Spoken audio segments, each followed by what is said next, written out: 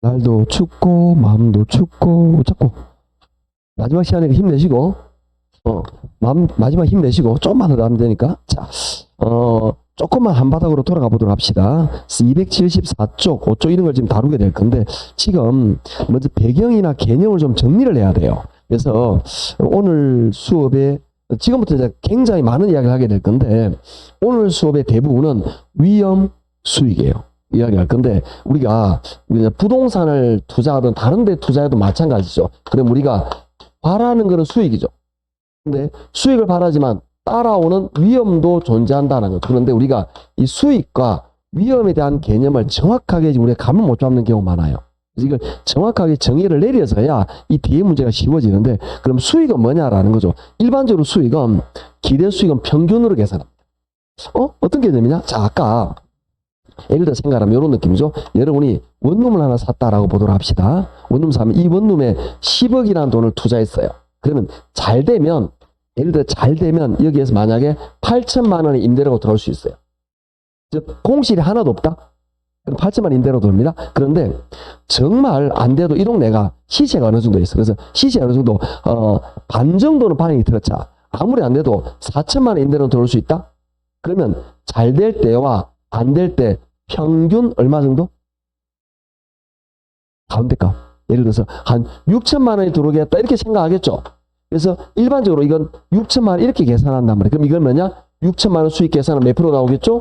6% 이렇게 나오겠죠. 이걸 평균 수익이라는 거죠. 기대 수익은 그럼 정리. 그럼 수익은 뭘로 계산하는 거죠? 평균으로 계산합니다. 이건 어떤 느낌? 일반적으로 우리 사용합니다. 일반적으로 여러분이 만약에 미용실을 운영하고 있어요. 요즘 학폭에서도 미용실 하시는 분이 자꾸 나오니까 미용실을 운영하고 있는 거라. 그래서 여러분 친구가 물어보잖아. 한 달에 얼마 버니? 그러면 1월 달에 225만 원, 2월 달에 375만 원, 3월 달에 400만 원, 5월 달에 250만 원. 이렇게 딱딱딱 말하나요? 평균 300점? 이런 거 아닐까? 그렇겠죠? 평균 얼마쯤? 그렇게, 예, 그거예요. 요거. 얼마쯤?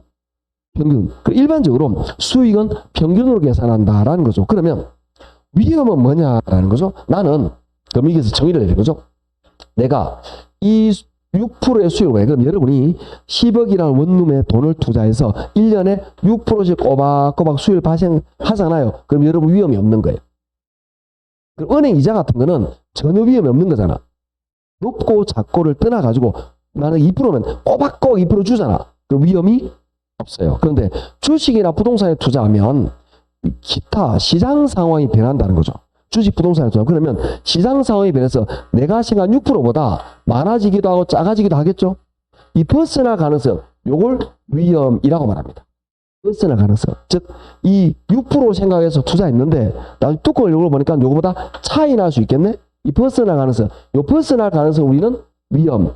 이걸 위로 벗어나도 위험이고 밑으로 벗어나도 위험해요. 위로 벗어난다가 밑으로 이렇게 편차가 나타날 수 있다. 요걸 위험이라고 말한다. 라는 이야기입니다. 그러면 위험이 어떤 게 있는지 우리가 정의를 내릴 건데요. 우리 교재 274쪽에 보시면 274쪽에 보시면 동그라미 2번입니다. 밑줄. 실현된 결과가 예상 결과로부터 벗어날 가능성, 불확실성을 위험이라 한다. 또는 불확실성 또는 위험이라 한다. 밑줄. 예상 수익에서 예상 수익이 지금 6%죠. 요거 벗어날 가능성, 요걸 뭐라고 말한다? 위험이라고 하는데 우리 교재에서는 위험을 5가지로 말합니다. 그래서 오른쪽에 275쪽 가로 2번입니다. 부동산 투자 위험의 유행 봤죠? 요겁니다. 이걸 외울 땐 요렇게 외웁니다. 이렇게 위험의 투자는 뭐냐면은 비우시면 이거 사업상이니까 사금법인율 이렇게 외웁니다. 이렇게 5가지를 정리하는데 사는 뭐냐면은 사업상 위험이에요. 금은 금융적 위험이고요. 법은 법률적 또는 법적 위험이고요. 이는 인플레이션 위험입니다. 유는 유동성 위험이에요. 이 5가지 위험을 우리는 부동산 투자에 발생하는 위험이라고 말하는데 이 사업성 위험은 사업 자체로부터 발생하는데 다시 3가지로 나눕니다. 다시 시장 위험, 그리고 운영 위험, 그리고 위치적 위험 이렇게 다시 3가지로 분류한다. 하나씩 이야기해 봅시다. 어떤 개념이냐? 자, 요 시장 위험이란 건 뭐냐면 시장에는 두 명 있잖아요. 누가 있죠? 수요자와 공급자. 내가 원룸 가지고 있는데 이 동네에 그 대학가가 있었어요. 대학가에 신입생이 줄었어. 신입생이 줄면은 우리 임대도 좀 안 되지 않을까? 그럼 내가 생각했던 6%보다 수익이 작게 나올 수 있겠죠? 요걸 시장 위험이라고 합니다. 이 시장 위험은 결국 뭐냐면 수요 공급의 상황이 바뀌는 거예요. 즉, 이 학생들 수요자가 줄었어. 또는 경쟁업체 원룸이 들어왔어. 그럼 우리 수요 좀 줄겠네요? 이런 것들에 의해서 내 수익이 생각했던 것보다 작아질 수 있다. 차이 날 수 있다. 이걸 우리는 시장 위험이라고 말합니다. 운영 위험은 뭐냐? 운영에 따라 발생하는 위험입니다. 예를 들어서 세금이라든지 아니면 공과금 또는 보험료 이런 것들 예를 들어 원룸의 청소비 아니면 원룸의 세금 공과금 전기료 이런 것들이 올라가면 비용 등이 올라가니까 내가 생각했던 것보다 수익이 차이 날 수 있겠죠? 이런 것들 나타나는 걸 운영 위험이라고 말합니다. 그 다음에 위치 위험은 뭐냐? 우리 보세요. 이 전체 이 시장성이 줄어들어요. 이 전체적으로 집값이 떨어져요. 우리 부동산도 떨어지지 않을까? 그걸 위치적 위험이라고 말합니다. 이것들은 전부 다 이 부동산 자체에서 발생하는 위험이다라는 거죠. 자, 그래서 위험은 뭐냐? 내가 생각했던 거와 차이 나는 거. 이런 거, 요걸 위험이라고 말하는데, 이게 부동산 수요 공급이라든지, 시장 상황이라든지, 운영비, 요런 것들 때문에 내 생각과 달라질 수 있다. 그걸 우리는 사업성 위험이라 합니다. 그래서 교재 같이 볼 겁니다. 275쪽에 1번 사업성 위험 밑줄. 밑에 밑줄 긋습니다. 사업성 위험이란 부동산 사업 자체로부터 연유하는 수익성에 관한 위험이다. 밑줄. 1. 시장 위험 2. 운영 위험 3. 위치 위험 제목만 밑줄. 이제 읽어보시면 요게 여러분 이해하십니다. 자, 그 다음에 밑에 2번 금융적 위험 요걸 말하는 거죠. 금융적 위험 뭐냐라는 거죠. 자, 금융은 줄임말입니다. 자금융통. 은행에다 돈을 빌리는 자금융통 쉽게 말하면 뭐냐? 대출입니다. 대출 때문에 발생하는 위험입니다. 자, 그러면 우리 앞에 배운 거 앞 시간 배운 거 생각하십니다. 대출이 많으면 부채비율이 커질수록 대출이 많으면 지렛대 효과는 커지겠죠. 대신에 금융적 위험도 커진다. 그러면 내가 대출을 안 했어. 이 10억을 전부 다 내 돈, 대출 하나도 없어. 그러면 지렛대 효과 없겠지만 금융적 위험도 없다는 거.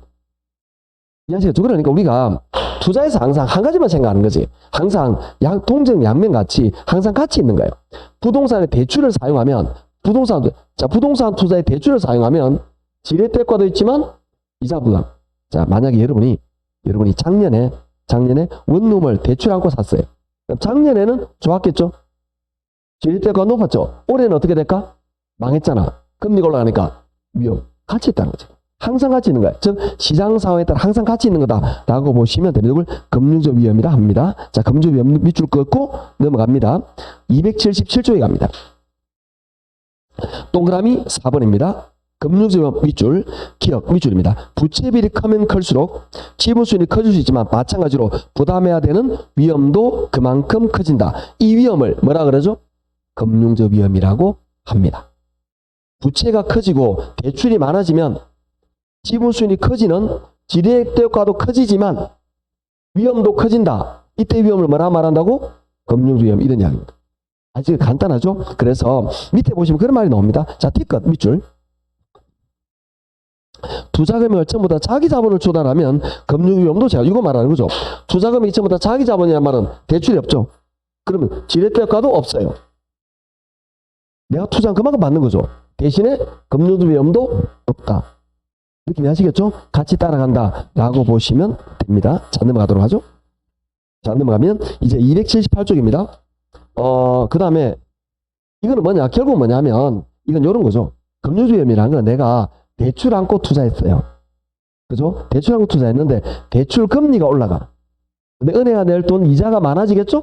그럼 내가 생각했던 수익이 작아질 수 있잖아. 그게 금융적 위험이다. 이 말인 거예요. 그 다음에 법률적 위험, 법적 위험은 뭐냐면 정부의 정책이라든지 그 다음에 법규 행정조치 이런 것들이 어떻게 변합니다. 정부 정책이나 이런 것들이. 그래서 예를 들면 대표적인 게 뭐냐면 정책이 변하는 경우가 많이 있어요. 정책이 변하면서 정부 정책이 변하면서 이에 따른 여러 가지 제도가 변하게 되는데 예를 들면 조세 정책 같은 이런 것들 대표적인 게 세금에 관계되는 정책이 변합니다. 예를 들어서 과거 정권에는 재산세 이런 것들에 대한 부담이 공제를 많이 해줬어요. 왜냐하면 이 원룸 같은 걸 가지고 있는 경우에 이 어찌 보면 원룸을 가지고 있다라는 것은 내 수익을 원하는 것도 되지만 무주택자에게 주택을 공급하는 목적도 되는 거죠. 보는 시각의 차이라는 거죠. 그래서 내가 원룸을 이렇게 투자할 때 정부 입장에서는 내가 무주택자를 위해서 사업을 추진하는 긍정의 면을 본 거죠. 그래서 세금을 깎아줬어요. 공제를 많이 해줬다. 그런데 정권이 바뀌면서 이걸 내가 정부가 불로소득으로 보는 거죠. 그래서 공제를 없애버려요. 그럼 내가 내야 될 세금이 어떻게 될까? 많아지겠죠. 즉 정책이 바뀌면 내 세금이 많아지다 보니까 부담이 많아진다. 이걸 법적 위험, 법률적 환경이 변했다라는 겁니다. 아시죠? 이렇게 되다 보면 내 수익이 6%보다 차이 날 수 있다. 이런 겁니다. 그게 법적 위험입니다. 네 번째, 인플레 위험. 인플레 위험은 요거는 구매력 하락이에요. 구매력 하락이라는 걸 뭘 말하느냐 하면은 내가 인플레가 생기든 안 생기든 임대료 6천만 원 받는 건 똑같아요. 예를 들어서 똑같이 6천만 원이 들어오는데 인플레가 발생하면 돈의 가치가 올라가요, 내려가요? 내려가죠. 6천만 원의 돈의 가치가 줄어버린 거지. 옛날엔 6천만 원 가치가 있었는데 이게 6천만 원 인플레가 발생하면서 5,900만 원 가치밖에 없어요. 100만 원만큼 수익이 줄는 시기랑 마찬가지죠. 그걸 인플레 위험이라고 말합니다. 그러면서 내 수익이 줄었거든요. 수익률이 줄은 거와 마찬가지다. 이렇게 말해보는 거죠. 그걸 인플레 위험이라고 말합니다. 4번 채목만 밑줄 오른쪽에 봅니다. 유동성 위험. 유동성 위험은 유동이라는 말은 유동화라는 말과 현금화라는 말 같은 말이에요. 현금화 시킨다는 말은 자 우리가 은행에 돈을 10억을 넣어놨어요. 여러분이 그러면 이 돈을 현금으로 찾을 때는 바로 가능하죠. 손실 없어요. 아니 여러분이 은행에 10억을 맡겨놨다고. 그런데 가지고 이자 없어도 되니까 돈 주세요. 바로 줘야 된다. 그런데 여러분이 원룸을 10억짜리 투자했어요. 요거 바로 간다고 현금이 되나요? 임자를 만나야 되잖아. 임자나 팔아야 돈이 들어오겠죠. 그죠? 그러다 보니까 이걸 내놓는데 잘 안 팔리니까 이걸 좀 빨리 팔기 위해서는 10억짜리를 9억 5천에 판다고. 그러면 이 현금화, 유동화 시킬 때 5천만 원 손실이 나타나겠죠. 이런 걸 유동성 위험이라고 말합니다. 자, 그거는 우리 교재 279쪽에 있습니다. 가로 5번이죠. 유동성 위험 밑줄. 유동성 위험이란 투자 부동산을 현금으로 전환하는 과정에서 발생하는 시장 가치의 손실 가능성을 의미한다. 밑줄. 좀 감이 잡히십니까? 자, 그러면 우리 위험에 대한 정의를 다시 내리죠. 어떤 개념이냐? 다시 처음으로 돌아가서 여러분이 주식이나 부동산에 투자합니다. 그러면 잘 될 때 안 될 때 요쯤 되겠네? 그게 수익입니다. 됐죠? 그런데 이 수익이 안 되게 만드는 요소, 이 수익을 차이 나게 만드는 요소, 그걸 뭐라 그러죠? 위험. 이 임대소득, 수용업 때문에 차이가 날 수도 있고, 대출 때문에 차이 날 수도 있고, 정부 정책 때문에 차이 날 수도 있고, 인플레 때문에 차이 날 수도 있고, 매각하면 차이 날 수도 있다. 이해하시겠죠? 이걸 위험이라고 말합니다. 그러면 시험 문제 어떻게 나오느냐? 자, 시험 위험은 뭡니까? 사건법 인유. 그렇게 안 나옵니다. 어떻게 나오냐? 부동산 투자에서 대출 이율이 높아지면서 그러니까 지렛대 효과를 위해서 대출을 많이 하면서 이자 부담이 많아졌다. 이를 인플레 위험이라 한다. 틀렸죠? 요거잖아. 이렇게 문제가 나온다. 이해하시겠나요? 요 개념을 명확하게 잡고 있으면 안 틀린다. 이런 이야기입니다. 그래서 읽고 그렇게 이해하시면 됩니다. 이렇게 해서 위험을 배웠는데요. 자, 이제 수익 이야기를 한번 해보도록 할까요?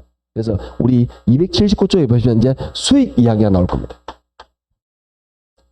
수익률인데요. 수익률은 우리 교재 3가지가 나오는데 중요한 거는 2가지입니다. 첫 번째, 기대 수익률 하는 게 있습니다. 우리 교재. 그 다음에 2번째, 요구 수익률 하는 게 있습니다. 이거 중요한 개념인데요. 이 2가지로 나눕니다. 기대 수익률이라는 게 있고요. 요구 수익률이라는 게 있는데 이거 둘을 우리 뭐라고 말하느냐 하면은 사전적 수익률이라고 말합니다. 그리고 나중에 사후적 수익률이 있는데 사후적 수익률은 실현 수익률이 있어요. 이건 뭐냐? 내가 이게 투자했어. 내가 예상하는 수익률이 몇 프로죠? 6%. 1년 지났어요. 5.8%가 나왔네? 거의 실현 수익률이에요. 4, 5. 그런데 이거는 사실 중요한 게 아니잖아요. 투자하고 나서 끝나고 보니까 그랬네? 그거밖에 아니잖아. 그러면 투자하기 전에, 투자하는 시점에 어떤 판단하지 않을까? 그게 요거 두 개라는 거예요. 그래서 이건 사전적, 투자하기 전에 어떤 개념이 좀 이 상상을 한번 해보도록 합시다. 좀 어려우니까 우리 또 이제 상황극을 만들면 상상을 하면 좀 이렇게 이해하기 좀 쉬워요. 우리가 좀 상상을 한번 해볼게요. 여러분이 평소 부동산에 관심이 많았어요. 그래서 그냥 부동산에 관심이 있다 보니까 우리 아파트 앞에 있는 공인중개사 언니한테 공인중개사 사무실에 좀 자주 놀러 갔어요. 놀러 안 가는가? 그러면 안 되는데 놀러 자주 가겠죠. 그럼 커피도 마시고 막 이야기도 많이 하겠죠. 그렇게 했더니 평소 내가 이야기하는 거야. 언니 나 원룸에 관심 있는데 저 안동대 앞에 원룸에서 하나 좀 구해주세요 라고 말한 적이 있어요. 예전에. 그랬더니 언니가 마침 전화가 온 거야. 야야 와봐라.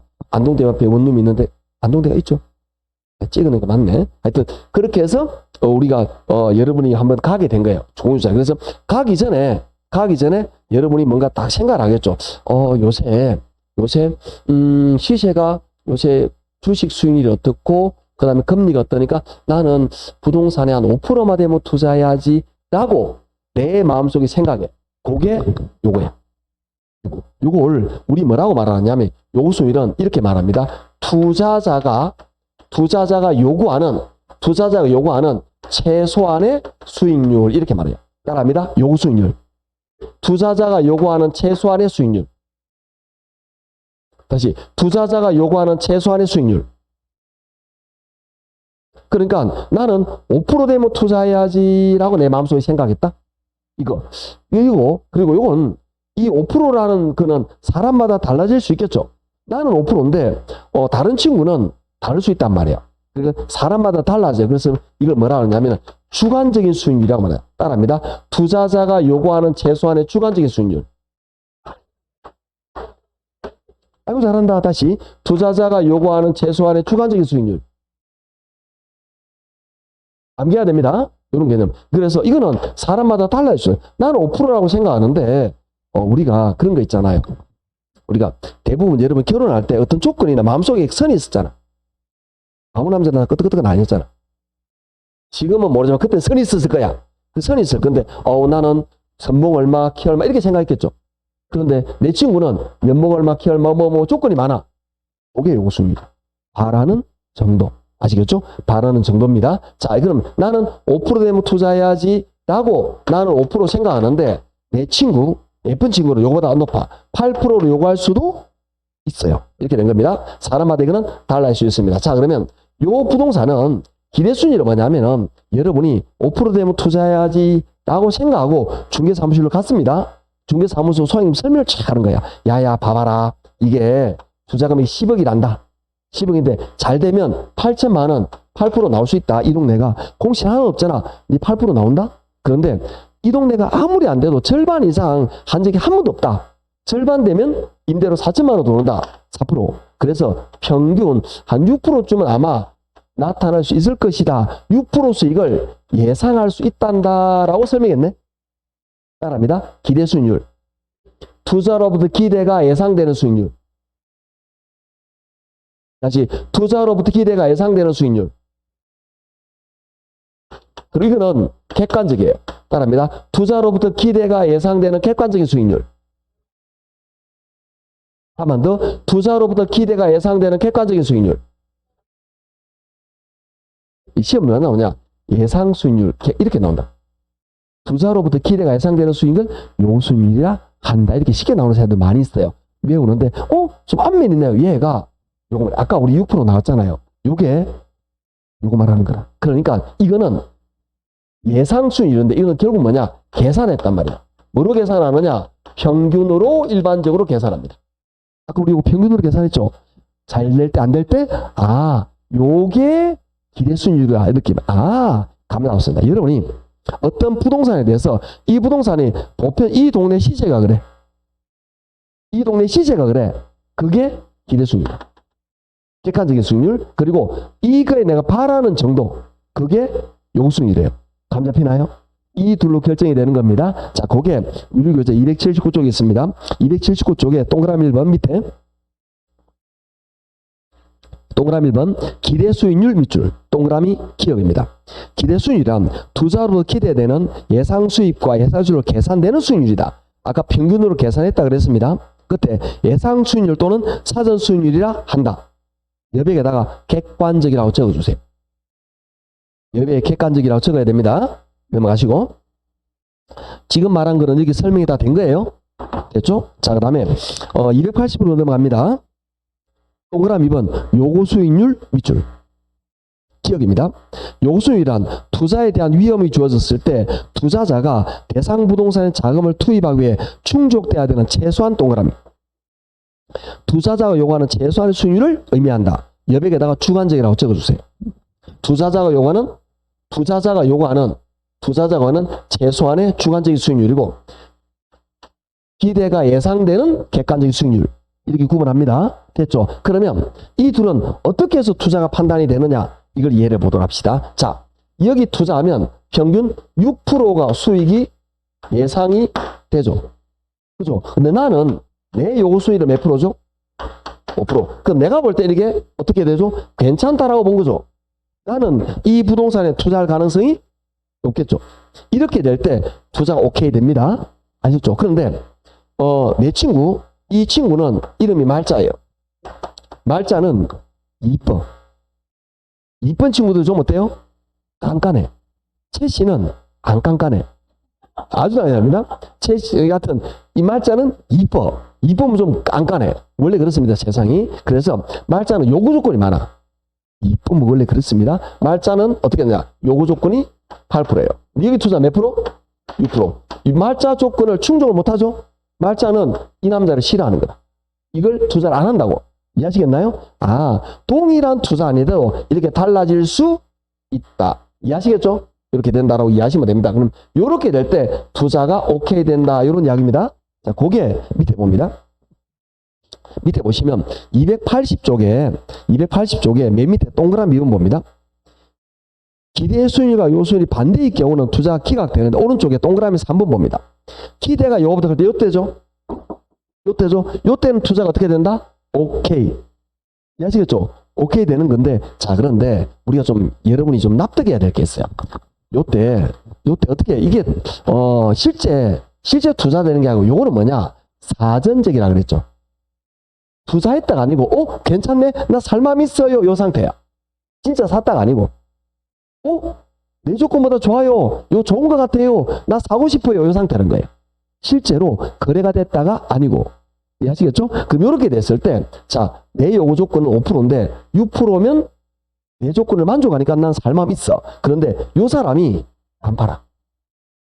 왜 안 파느냐? 자, 생각해 볼게요. 이거 생각을 한번 봅니다. 좀 어렵지만 이렇게 이해를 하셔야 됩니다. 이 부동산이 매물이 10억에 나왔어요. 그런데 임대료가 지금 얼마 나오냐면 6천만 원이죠. 그래서 지금 6% 이렇게 나온 거죠. 지금 계속 그렇게 하고 있는데, 그죠? 이렇게 나온 거래요. 그런데 여기에서 이거 매물이 10억에 나왔단 말이에요. 10억에. 그런데 내가 이 부동산이 괜찮다고 생각하면 대부분의 투자자는 괜찮다고 생각하지 않을까? 이 시국에. 그래서 사람들이 몰려든다. 몰려들어. 그러면 매물을 내놓은 사람이 그냥 팔아요? 좀 천천히 좀 뒤에 팔아요? 원래 그렇게 하는 거예요. 그래서 잠깐만요. 우리 남편한테 물어볼게. 언제부터 그랬다고. 그렇지 않을까? 그래서 매물을 스톱하고 들어갑니다. 들어가서 요 금액 잘 들어야 됩니다. 이제 어려우니까 여기서 10억에 낸 매물을 10억에서 올려버립니다. 10억 5천으로. 그래도 발리 깠거든. 자, 잘 들어야 됩니다. 요게 올라가면 요거는 올라갈까요? 내려갈까요? 올라갈까요? 내려갈까요? 반비례 관계입니다. 아셨죠? 그럼 요게 올라가면 요 수익이 어떻게 될까? 줄어든다 이 말이죠. 요걸 정리해 보도록 할게요. 어떻게 되느냐? 이렇게면 괜찮다라고 생각하는 것은 수요가 증가해요. 수요가 증가하니까 요 부동산의 가격이 올라가 버려요. 그러니까 요거 기대 수익률이 하락해요. 그래서 어디까지 하락하냐? 5%까지 하락해요. 그럼 어떻게 되죠? 같아지는 투자 기회는 그때 매물을 내놓는다 판다고. 이론적으로 왜? 이게 뭐죠? 균형 가격이니까 실제 수요 공급 매도 매수를 만족하는 상황에서 거래가 이루어지기 때문에 실제로는 이 상태에서 거래가 이루어진다. 이론적으로. 아시겠죠? 이렇게 이런 얘기입니다. 그러면 이게 요게 좀 어려우니까 간단하게 외우는 걸 제가 요구해요. 이게 시험 나오면 요게 나올 때, 요럴 때, 요렇게, 여러분 시험장에 이렇게 못 풀어요. 이게 공부할 게 너무 많게, 이게 논리적으로 생각이 안 난단 말이에요. 어떻게 하면 되느냐? 자, 그러면 기대가 높잖아요. 그러면 기대를 낮추어서 균형을 맞춰. 기대가 높으면 낮추어서 균형을, 기대가 낮으면 높여서 균형을. 됐나요? 그렇게 보시면 돼요. 그래서 어디 보느냐? 동그라미 3번에 기대가 크잖아요. 네모칸 끝에 봅니다. 수요 증가. 그죠? 가격 상승. 요거죠. 오른쪽에 기대 순위율 하락 동그라미. 이해하셨나요? 이건 뭐죠? 기대가 높으니까 기대 순위 낮추어서 균형을 맞춘다. 됐나요? 왼쪽에 봅니다. 동그라미 2번 밑에. 요거는 기대가 낮잖아요. 기대와 요거가 더 크죠? 요거가 크다는 말은 기대가 더 낮잖아. 그러면 네모칸 끝에 봅니다. 기대율 상승 동그라미. 자, 어떻게 하느냐? 이게 균형에서 거래가 되는데 기대가 높으면 낮추어서 균형, 기대가 낮으면 높여서 균형. 이렇게 외우라고. 이게 논리적으로 문제 풀기 어렵다라는 거죠. 그리고 이 시험에 잘 나오면 매일매일 이게 이해할 건데 잘 안 나와. 잘 안 나오니까 이거는 약간 내가 말한 그런 식으로 암기해서 푸는 게 효과적이다. 이런 이야기입니다. 자, 그러면 지금 우리는 뭘 했느냐? 요거 기대 순율, 요거 순율로 투자 가치를 기대와 요걸 가지고 투자 결정을 했다. 그죠? 자, 그 다음에 두 번째 오른쪽에 갑니다. 그 281조 투자 가치와 시장 가치입니다. 투자 가치와 시장 가치로 또 투자를 결정할 수도 있어요. 위에 거는 뭐죠? 위에 거는 수익률로 결정을 했죠. 이거는 금액으로. 자, 우리 상상을 한번 해볼게요. 또 상상인데 오늘은 좀 날씨가 좀 그렇지만 얼마 전까지 막 벚꽃 피고 막 따뜻한 때가 있었잖아요. 오늘은 갑자기 좀 추워졌지만 그래서 그 따뜻한 봄날에 예를 들어서 갑자기 주말에 이 인간이 이 주말만 되면 집에서 주무시던 분이 갑자기 옥궁에 가자 그러네? 아니 신랑하고 가지 누가 가려고 그러면 그죠? 이 사람들 봐라 이거. 그렇게 해서 남편하고 같이 옥궁을 갔습니다. 그래서 안동에서 쭉 갔는데 내가 어디 출신? 남편은 그래도 안동 사람인데 나는 저기 청송 저 꼴짝에 살던 촌여자였어. 나는 남편 잘 만난 거지. 안동으로 왔으니까 아닌가요? 하여튼 그런 느낌. 그래서 안동 촌여자인데 드라이브 가다 보니까 내 옛날 살았던 동네로 가고 있네. 아시겠죠? 저리 가고 있다 보니까 어느 지역에 가니까 딱 팻말이 하나 딱 붙어. 현수막이. 현위치 토지 매매 3억 이렇게 돼 있네. 이거는 현재 3억이라는 돈을 주면 이거 살 수 있단 말이죠. 시장에 매매되는 금액이 얼마죠? 3억이잖아. 아시겠죠? 그런데 나는 이 지역에 평소 관심이 있었던 거야. 내가 살았던 지역이거든. 이 지역을 내가 잘 알아. 이게 조만간 지금은 냉지야. 냉지인데 조만간 이쪽으로 도로가 들어올 걸 내가 알고 있는 거야. 왜? 그 도로 통해서 우리 친정집으로 연결될 거거든. 난 알고 있는 거야. 그럼 뭐냐? 내가 볼 때 이 부동산의 투자 가치는 5억 이상이라. 이해하시겠나요? 자, 무슨 말이냐? 이건 시장에서 매매되는 누구나 3억이면 살 수 있죠? 이걸 우리 뭐라고 말하냐면은 객관적인 가치라고 말합니다. 내가 볼 때 이거는 5억의 투자 가치가 있다. 이거는 주관적인 가치. 그러면 우리 남편한테 이야기했죠. 야, 남편 잠깐 스톱. 이거 사자. 이렇게 하지 않을까? 자, 그렇게 됩니다. 그래서 여기서는 어떻게 되느냐? 객관적인 시장 가치보다 내가 생각하는 주관적인 투자자가 클 때 이 투자가 오케이 된다. 이런 이야기예요.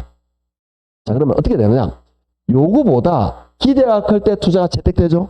그 다음에 시장 가치보다 투자 가치가 클 때 투자가 채택되죠. 이걸 외우기가 어렵단 말이에요. 그래서 자, 이렇게 외우라고 말을 해요. 어떻게 하느냐? 요거 기가 크면 투자를 채택한다. 이해하겠죠? 기가 크면 투자를 채택한다. 이해하겠나요? 그렇게 암기하시면 됩니다. 자, 그게 오른쪽에 나와 있어요. 281쪽에 동그라미 1번입니다. 투자 가치 밑줄. 세 번째 줄에 주관적 가치이다 밑줄. 자, 요거 말하는 거죠. 투자 가치는 주관적이다. 요거 말합니다. 그 다음에 2번 시장 가치 밑줄. 두 번째 줄 끝에 객관적 가치다. 시장에서 거래를 할 수 있는 누구나 이 금액에 살 수 있는 객관적인 가치다라는 겁니다. 그 다음에 동그라미 3번 중간에 투자 가치가 시장 가치보다 크게 되면 투자를 채택한다 밑줄. 요거죠? 투자 가치가 시장 가치보다 크면 투자를 채택한다 밑줄. 자, 이제 여러분은 얘를 요렇게 붙여서 합니다. 요거는 안 틀리는데 요걸 잘 틀려요. 시험에 나온 적 있습니다. 이게 재작년 기출에 나왔단 말이에요. 이렇게 나오는데 요거는 잘 나오는데 이게 잘 안 나오는 건 사람들이 헷갈려 한단 말이죠. 그래서 이걸 암기합니다. 기가 크면 투자가 오케이 된다. 됐죠? 그래도 암기하고 넘어가시면 됩니다. 자, 이렇게 해서 우리는 기본적인 내용을 쭉 정리했습니다. 아, 기대수에 대한 내용을 배웠는데 이제 이해했어. 우리는 이제 위험에 대한 거와 요소를 충분히 공부를 했습니다. 자, 공부가 좀 잘 됐으면 좋겠는데, 자, 간단하게 정리를 한번 해보도록 할게요. 여기서 이거는 너무너무 중요한 거니까 요 기대수익률은 예상 수익률이라고 말하고요. 얘는 객관적인 수익률입니다. 그리고 요구수익률은 투자자가 요구하는 최소한의 수익률이고 투자자에 따라 달라지는 주관적인 수익률이다. 암기됐죠? 이렇게 시험 문제 쉽게 나올 때 나옵니다. 자, 이제 넘겨서 282쪽으로 넘어가 볼게요. 282쪽으로 넘어갑시다. 자, 이제 좀 어려운 내용을 좀 이야기하려고 하는데, 오늘 수업에서 가장 중요하면서도 가장 이해하기 어려운 그런 내용일 가능성이 높습니다. 이걸 지금부터 이야기를 할 건데요. 우리가, 거기 교재 보시면, 282쪽에 보시면, 밑에 쪽이죠. 위험 수익 관계입니다. 위험에 대한 투자자의 태도 보이십니까? 자, 그걸 좀 보도록 하죠. 이게 언제나 그렇습니다. 위험이 있어요. 위험이 있으면 위험에 대한 투자자가 어떤 행동을 취해요. 태도가 있다는 거지. 이 태도가 좀 차이가 사람마다 많이 나타날 수 있는데 요 투자자의 태도에 대해서 정리를 하게 될 건데 그건 뭐냐? 왜 위험에 관한 태도냐라는 거죠. 자, 투자자는 항상 수익은 어때요? 클수록 좋은 거죠. 수익은 클수록 좋은 거죠. 위험은 큰 게 좋아요? 안 좋은 게 좋아요? 나은 게 좋아요? 위험은 대부분 큰 걸 싫어하죠. 대부분은 그래요. 근데 그게 반드시 정답은 아니에요. 수익은 항상 큰 게 좋은 게 맞아요. 아니, 월급 100만원, 200만원, 다 200만원이네? 그렇지 않을까? 근데 위험은 큰 게 작은 게 좋기도 하고 사람마다 좀 차이가 나요. 대부분은 위험이 작은 걸 좋아하는데 가끔 특이한 인간들이 있습니다. 이 특이한 인간들은 위험이 큰 걸 좋아해요. 그걸 여러분은 위험이 큰데 왜 좋아요? 이해가 안 되잖아요. 그래서 그걸 정리하는 겁니다. 그러면 일반적으로 기억 봅니다. 대부분의 사람은 위험 회피형입니다. 위험 회피형은 위험을 좋아해요? 싫어해요? 싫어. 그런데 가끔 특이한 위험 추구형, 위험 선호형이 있습니다. 그런데 어떤 경우에는 또 위험 중립형도 있습니다. 대부분의 사람은 위험 회피형인데 쌤, 위험을 왜 좋아해요? 이게 납득이 안 돼요. 그래서 여러분이 단어적인 느낌으로는 이걸 이해하지 못합니다. 어떤 개념을 이해해야 되느냐? 수치가 들어가야 정확하게 이해가 되는데 우리가 주식을 하나 샀다 보시죠. 여러분 주식을 사는데요. 예를 들어서 현대자동차 주식 삽시다. 현대차 주식을 삽니다. 여러분이 이게 주식 사면 이렇게 그래프 같은 게 있잖아요. 이렇게. 그죠? 제일 높을 때 수익이 보니까 8%. 제일 낮을 때 보니까 수익이 비슷한 6%예요. 예를 들어서. 아시겠죠? 잘 될 때 8%, 안 될 때 6%입니다. 그래서 요거 비율이 동일하다 볼게요. 그러면 평균 수익이 몇 프로죠? 7%. 즉, 현대차를 투자하게 되면 평균 수익은 7%입니다. 그리고 이 벗어날 가능성을 뭐라고 말하죠? 위험이라 그래요. 이 벗어날 가능성을 위험이라 그럽니다. 위험은 위아래 1%죠? 그래서 위험은 1%, 즉 0.01이 되는 겁니다. 위험은 분산이나 표준 편차로 통계적으로 계산하는 거예요. 평균 수익을 벗어날 가능성 위험이라 그럽니다. 아시겠죠? 자, 그럼 현대차는 이렇고요. 그다음 이거 말고 예를 들어 어떤 건설회사 주식이 있어요. 이 건설회사가 어떤 프로젝트를 수행하고 있어요. 근데 프로젝트가 성공하면 대박이야? 성공하면 수익률이 14%입니다. 실패하면 수익이 하나도 없습니다. 그럴 수 있겠죠? 자, 그러면 요거에 똑같습니다. 될 가능성 안 될 가능성이 똑같아요. 평균 수익 몇 프로죠? 7%죠. 그런데 이 벗어날 가능성이 얘는 편차가 크죠? 벗어날 가능성이 얼마죠? 0.077%죠. 자, 그러면 요거에 대한 내용 봅니다. 이게서 요 일부러 제가 수익은 동일하게 만들었습니다. 수익은 동일한 수익에서 일반적으로 여러분은 요걸 투자하겠죠? 요걸 투자하지 않을까? 쌤, 나는 요겁니다. 자, 여러분은 지금 배경을 이렇게 하면 안 돼.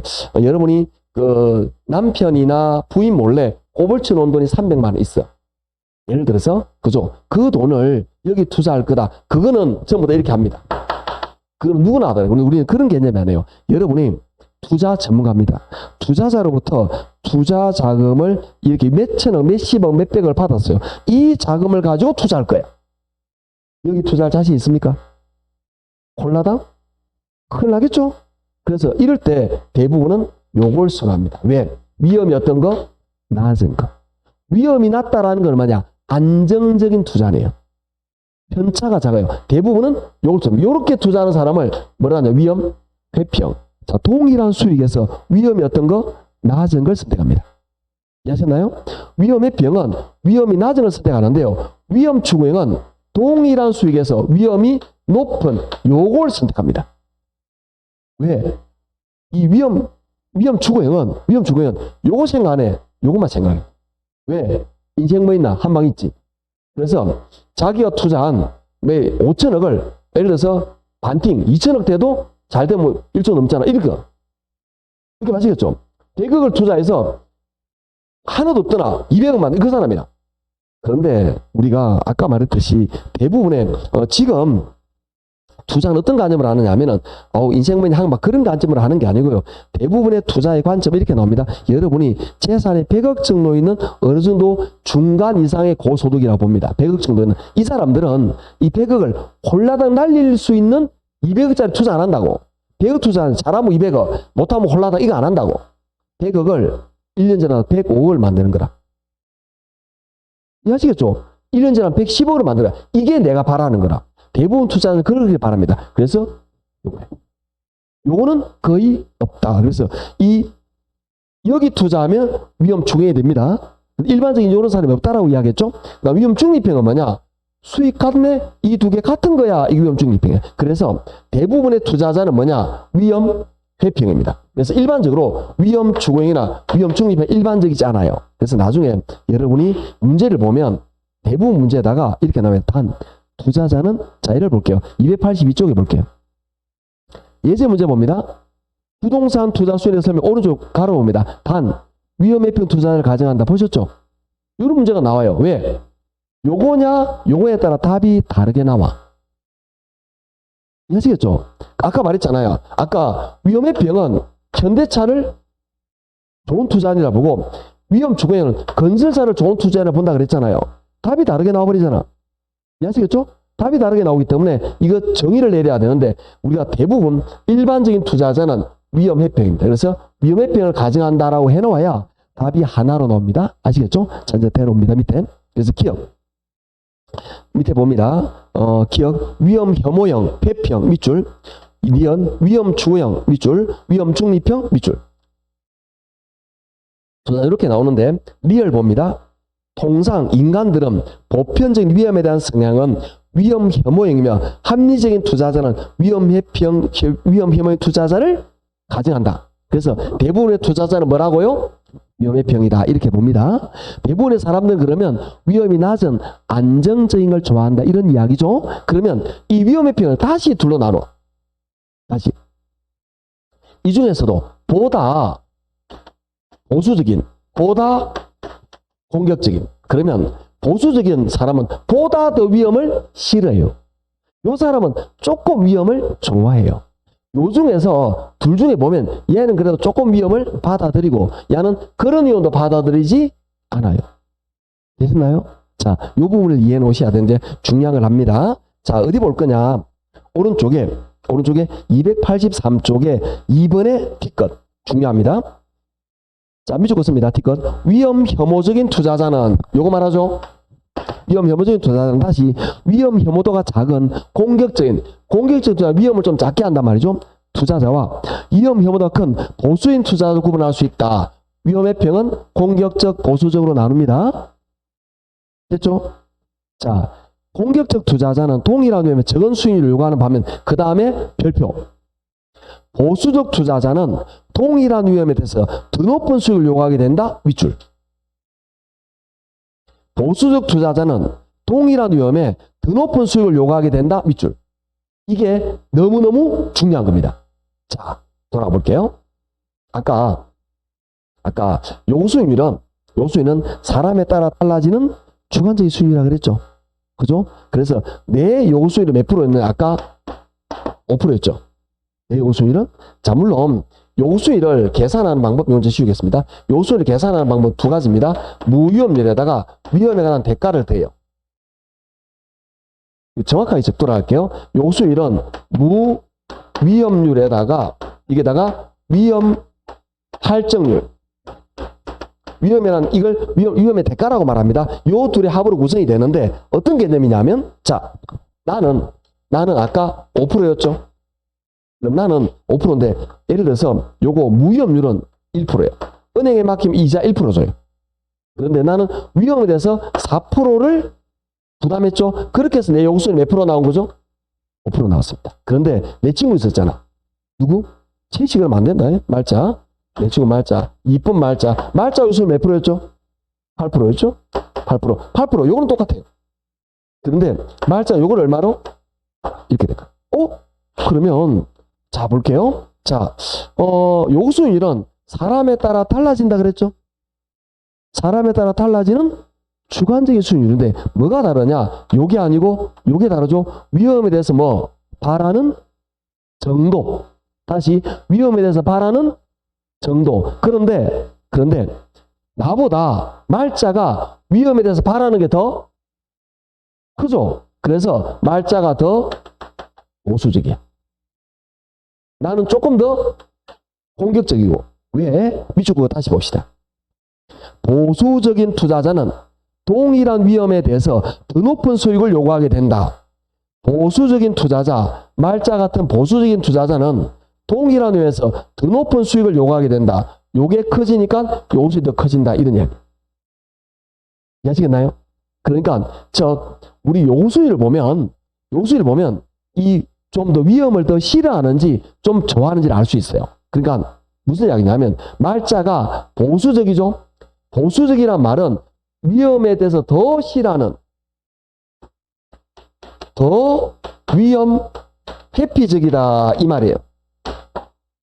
위험 회피적인데 위험 회피가 더 심한 사람을 보수적이라고 그랬잖아. 보수적일수록 요수익이 더 크다. 왜? 위험에 대해서 더 많은 위험을 싫어하기 때문에 위험에 대한 대가를 더 많이 요구하니까 더 커지는 거예요. 모르면 외워야 됩니다. 시험에 잘 나옵니다. 결론. 보수적일수록 위험 회피적일수록 요수율이 높다. 제가 별표하는 거는 정말 중요한 거예요. 별표는 제 교재 이렇게 보면 별표 10개도 안 돼요. 그만큼 중요하다는 겁니다. 결론. 보수적일수록 요수율이 더 높다. 위험 회피적일수록 요수율이 더 높다. 거기다 별표한 겁니다. 이해하시겠습니까? 됐나요? 자, 굉장히 중요한 게입니다. 자, 이렇게 했고요. 그 다음에 어떤 개념을 볼 거냐면, 자, 그러면 선생님 이해했습니다. 선생님 말 보니까 요수율을 보면은 투자자의 성향을 알 수 있네요. 요수율이 높게 될수록 그 사람은 보수적이고 더 위험 회피적이라는 뜻인가요? 네. 그래서 요수율은 주관적인데 투자자 성향을 반영했어요. 그러면 이것만 반영하느냐? 다른 것도 반영합니다. 그게 뭐냐? 자, 283쪽에 보시면 밑에 위험 수익의 상생한 기업이 죽었습니다. 위험 수익은 비례관계를 가지고 있다. 밑줄. 부담하는 위험이 클수록 요구하는 수익도 커진다. 위험 수익 같은 위험 수익의 관계를 상쇄관계라고 한다. 자, 이걸 지금부터 이야기할 겁니다. 이게 뭐냐면 지금 말해볼게요. 이게 위험과 수익은 무슨 관계래요? 상쇄관계, 비례관계. 비례관계란 말은 위험이 크면 수익이 어때요? 이것만 보면 이해 안 되는 게 정상이에요.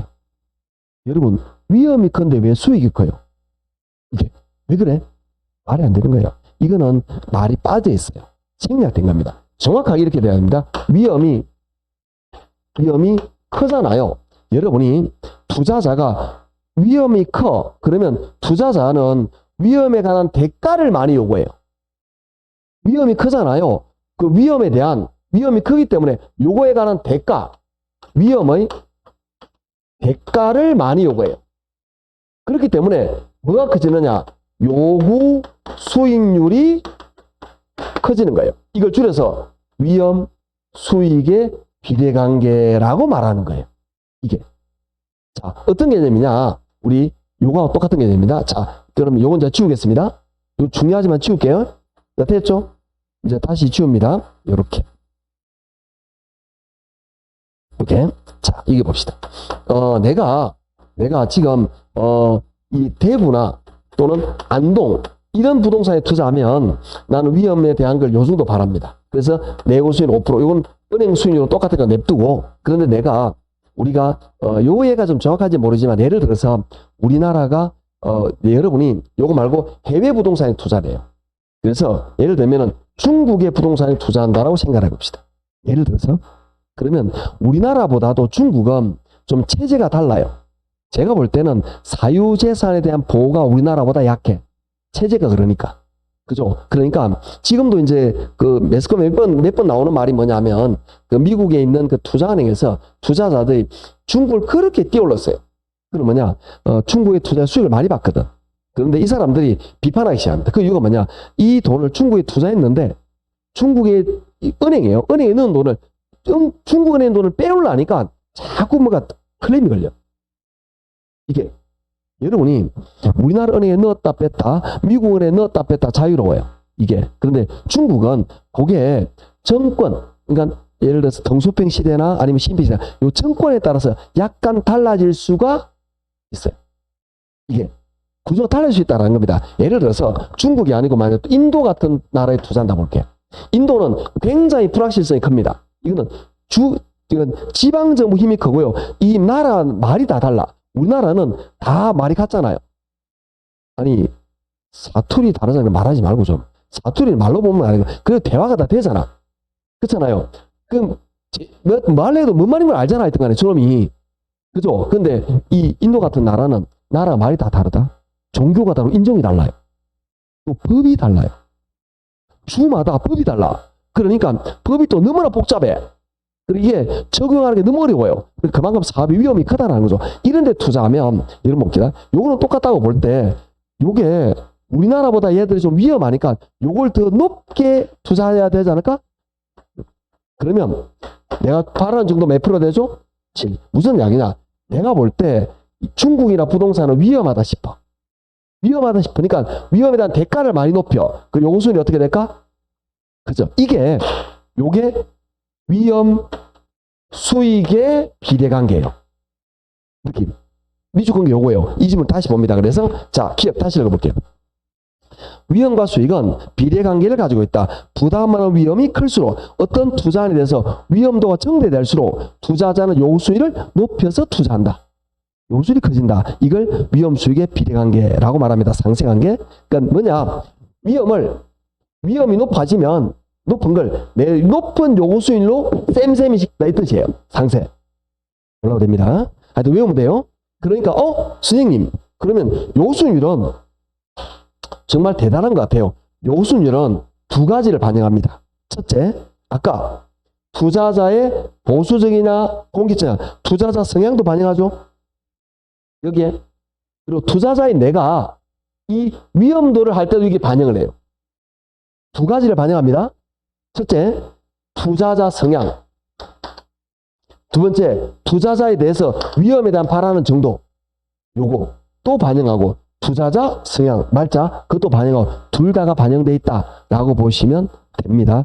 여러분 마음 압니다. 이것도 이해도 갈 것 같고 안 가고 막 그렇죠? 그런 느낌입니다. 이해하고 있는데 어차피 듣다 보면 어느 정도 알게 될 겁니다. 자, 넘어가도록 하죠.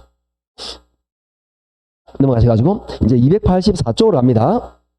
284쪽 맨 밑에 볼게요. 밑줄을 긋습니다. 거기 보시면 위험 할증률 보이죠? 맨 밑에 표에 위험 할증률 밑에 적으세요. 요구 수익률 같은 말입니다.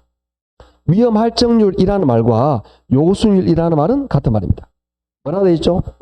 무위험률 플러스 위험 할증률. 자, 이거죠? 무위험률 플러스 위험 할증률. 그리고 요게 뭐고 요게 뭔지는 위에 설명에 나와 있습니다. 그래서 동그라미 2번 무위험률 밑줄, 동그라미 3번에 위험 할증률 밑줄 읽어보시면 됩니다. 아셨죠? 너무 깊이 읽어보시지 말고 그런 느낌이다. 아, 뭐냐? 위험률은 그냥 은행 이자율 정도? 전혀 위험하지 않는. 은행에 여러분 돈 넣어놨어요. 위험 하나도 안 한 거죠. 이자율 1% 그대로 주잖아요. 그거고요. 그래서 요거는 위험에 관한 대가 이렇게 구성되어 있다라고 보시면 됩니다. 자, 오른쪽에 주요한 내용이 나오는데 그게 뭐냐면은 285쪽에 동그라미 3번 기억입니다. 자, 미주 것입니다. 직선의 기울기는 위험에 대한 투자자의 태도를 나타낸다. 위험 혐오도가 클수록 직선의 기울기는 가파르며 요까지 밑줄. 이연, 즉 같은 위험도를 갖는 투자 안에서 보수적인 투자자가 요구하는 위험 대가가 높고 공격의 충당률은 낮다 밑줄. 요게 뭐냐? 이미 여기서 배운 거예요. 아까 했던 거죠? 아까 했던 거 다시 볼게요. 위험 회피적일수록 보수적일수록 위험 할증률이 높다. 기억나죠? 요소율이 높다. 그래서 기울기가 가파르다. 이렇게 됩니다.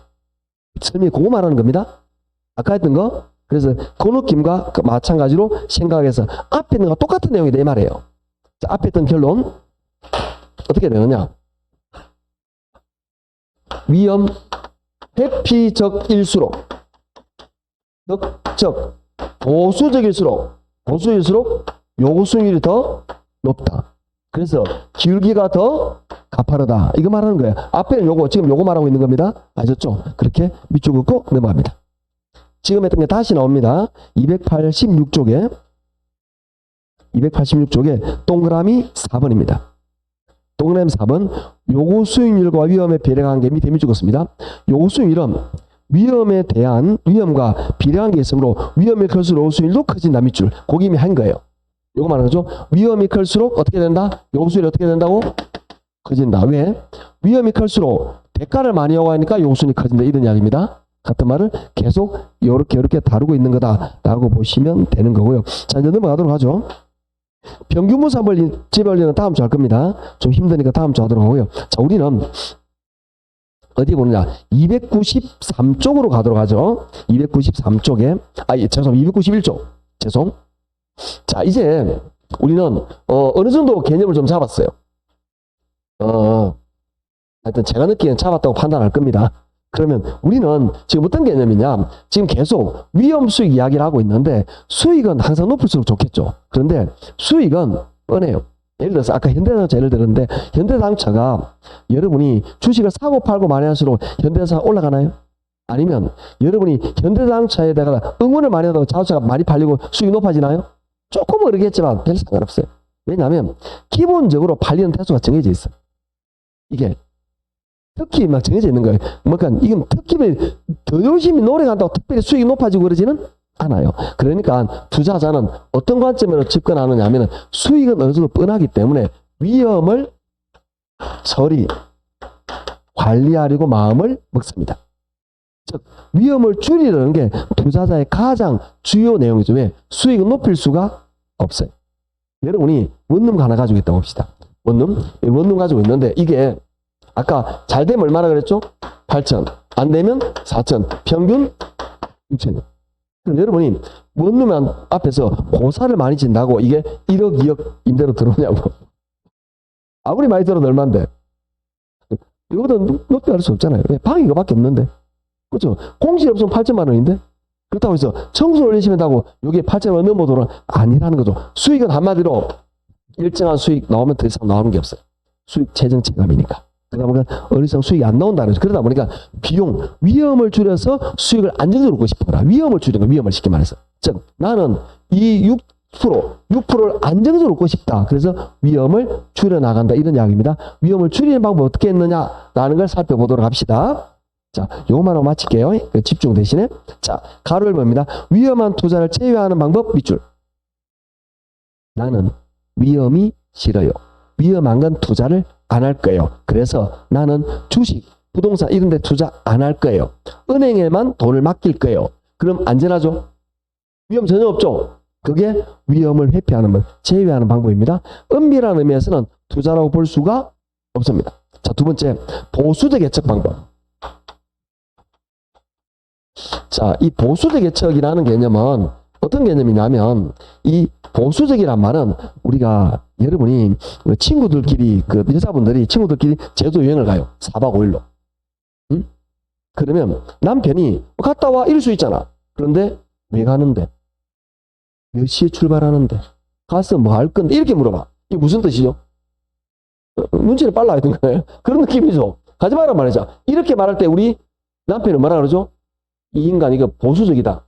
영감탱이다. 깐깐 이렇게 말하지 않을까? 네. 보수적이라는 말은 깐깐한 거라. 쉽게 말해서 투자를 깐깐하게 하는데 깐깐하게 별로 좋은 게 아니에요. 어떤 개념이냐? 자, 볼게요. 아까 원룸에 투자하면 잘 되면 몇 프로? 8%. 안 되면 4%. 평균 6%가 예상되는 걸로 일반적으로 투자를 하는 거죠. 이 동네는. 그런데 우리 신랑은 우리는 보수적인 투자자는 이걸로 주면 즉 수익을 일반적으로 수익을 평균으로 계산하는데 그렇게 안 하고 가장 최악으로 기대수를 계산하는 거야. 요거 내가 수익을 최악으로 보수적으로 해도 그때도 내 조건을 만족시키면 그때 투자할 거야. 그죠? 그런데 이렇게 깐깐하게 했는데도 내 조건을 만족시키는 게 있을까요? 이게 없다라는 거지. 이것도 조건 만족이 없다라는 겁니다. 그게 보수의 계층입니다. 그래서 니은 밑줄입니다. 보수의 계층 밑줄, 투자 수익을 최대, 중간, 최소로 추계하고 그중 최소 추계치를 판단 기준으로 삼는 것이다. 이렇게 요거죠.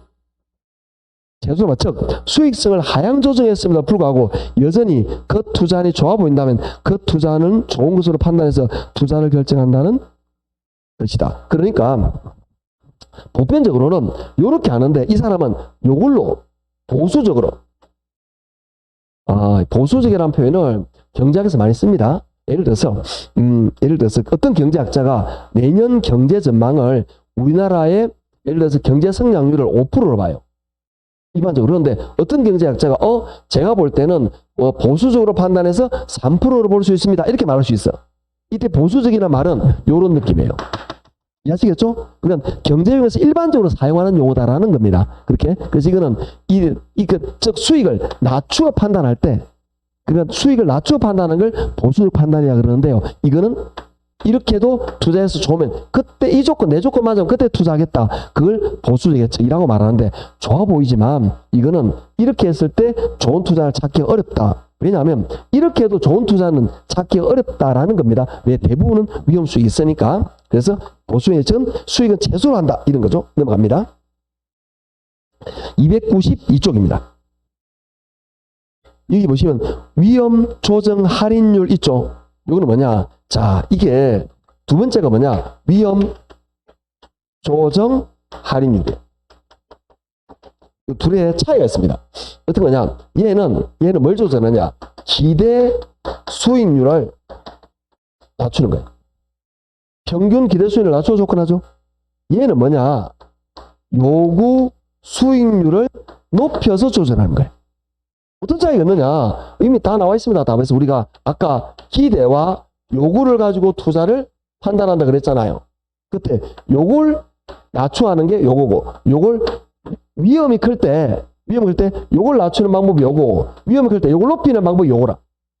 그렇게 보시면 되겠죠. 요거는 뭐냐? 위험할수록 높은 할인율, 그죠? 위험할수록 높은 할인율을 적용한다. 위험할수록 대가를 마련하니까 요구 수익을 높여서 내가 볼 때 어떤 거냐? 우리나라 부동산은 요점 하는데 중국 위험하다고 높으면 판단하면 요걸 높여서 투자 판단한다. 요게 요거다라는 겁니다. 그래서 위험 조정 할인율 밑에 키워 밑줄었습니다. 장래 기대되는 소득을 현재도 환원할 때 위험한 투자할수록 높은 할인율을 적용한다. 밑줄. 위험할수록 높은 할인율. 이때 할인율은 뭘 말하느냐? 요구수익률 말합니다. 할인율 동그라미에서 적어서 요구수익률이라고. 같은 말입니다. 위험한 투자일수록 높은 할인율이라고 그랬죠? 자, 볼게요. 이렇게 위험한 투자일수록 높은 요구 수익률. 이 말은 위험한 투자일수록 높은 할인율을 적용한다라는 말과 같은 말이에요. 이때 할인율은 요구 수익률을 말한다. 이런 이야기입니다. 아셨죠? 이거 왜 그런지는 뒤에 공부가 진행되면 느껴요. 지금은 아리삼삼 할 거예요. 어쩔 수 없습니다. 그런 느낌. 여러분이 어느 그런 느낌만 들어 해도 내 잘하고 있는 거야. 왜? 이 개념이 어려운 개념이기 때문에 어쩔 수 없습니다. 이해가 안 되면 도사 여러분 돌려보세요라도 좀 이해를 하셔야 됩니다. 이렇게 해서 우리는 위험을 처리하는 방법에 보수적 예측, 위험 조정 할인율을 했다. 그죠? 자, 이제 어디 보느냐 하면은 그 293쪽에 민감도 분석이라는 게 있습니다. 이제 위험 처리 방법 중에서 민감도 분석이라는 게 있어요. 민감도 분석은 뭐냐면, 우리가 원룸이었어요. 원룸을 보도록 합시다. 원룸에 나는 수익에 안정적인 6%를 얻고 싶어요.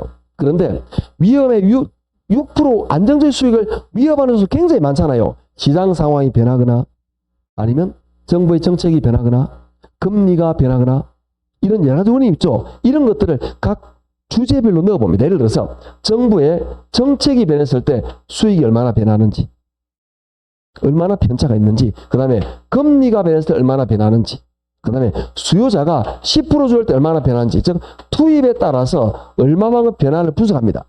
변화를 분석하는데 제일 크게 변하는 거, 제일 크게 변하는 게 민감한 놈이죠. 요 놈이 위험이 제일 큰 거죠. 그 가만히 보니까 정부 정책 때문에 제일 크게 변하더라. 그러면 요 놈만 딱 정리해 버리는 거예요. 요 놈만. 요 놈만 없으면 나머지는 좀 짜잘한 위험 아닐까? 우리가 어릴 때 학교 다닐 때 선생님이 숙제 검사를 해야 돼요. 그런데 전부 다 안 하잖아. 시간 많이 걸리니까 딱 보다가 야, 니 가져와봐. 그 놈만 딱 검사하면 그 놈만 하면 다 한 거나 마찬가지 아닌가? 옛날 내가 그랬구나. 몇 개 맞으겠죠? 그 대부분의 쌤들은 다 눈치가 있다니까. 그러니까 쌤들이 요새 수업 분위기 안 좋아. 그러면 모두를 때려잡을 수 없다고 시간이 없어요. 그래서 말하는 한 놈만 불러서 괴롭히는 거라. 그러면 요거 보고 알아서 조용하거든. 그 사람이 나구나. 그런 느낌. 그럼 요건 뭐냐? 요거 중에서 가장 위험해 보이는 요걸 민감해 보이는 걸 관리해요. 요게 없어져 버리면 나머지는 짜잘한 위험이 남잖아. 그래서 위험을 줄여나간다. 자, 민감한 놈. 가장 큰 놈을 집중 관리한다. 그게 민감도 분석입니다. 그래서 오른쪽 가로서 한번 민감도 분석 밑줄. 기억입니다. 민감도 분석이란 투자 효과를 분석하는 모양의 투입 요소가 변함에 따라 그 결과 어떤 영향을 받는가를 분석한다. 그래서 D컷 세 번째 줄에 각각 파악한 후, D컷 세 번째 줄, 각각 파악한 후 수익 영향을 많이 주는 변수가 민감한 놈이죠. 그 놈이 위험이 큰 놈이죠. 이 놈을 대해서 집중 관리해서 투자 위험을 관리하는 방법입니다. 자, 볼게요. 봅니다. 위험을 최소로, 수익을 최소로 해서 위험을 줄여. 위험할수록 요구 조건을 높여서 위험을 처리해. 위험한 놈을 집중 관리해서 위험을 줄여. 위험의 처리 관리 방법이다라는 겁니다. 자, 이거 말고 다른 방법이 있습니다. 밑에 넓혀보고 봅니다. 1번 위험의 보유 밑줄. 위험의 보유는 위험을 안고 가는 거예요. 예를 들어 봅시다. 아까 계속 원룸 이야기를 했는데요. 이 원룸에 옵니다. 여러분 이 원룸을 가지고 있는데 나는 괜찮은데 만약 이 원룸이 화재가 나면 어떡해? 화재가 나면 난 홀라당 타버리고 앞으로 수익이 있다 없다? 없잖아. 그 생각을 가지게 되죠. 그래서 어떻게 하느냐? 내가 수익의 일정 부분을 내가 계속 저금을 합니다. 내가 보유 가지고 있단 말이에요. 뭐 하려고? 요거 생기면 쓰려고. 그게 위험의 보유입니다. 2번 위험의 회피.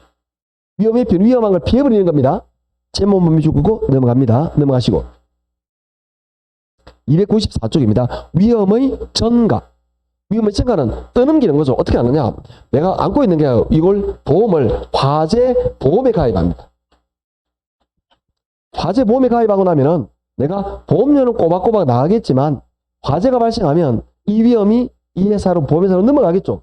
나한테 보상해 줘야 되니까 이걸 위험의 전가라고 합니다.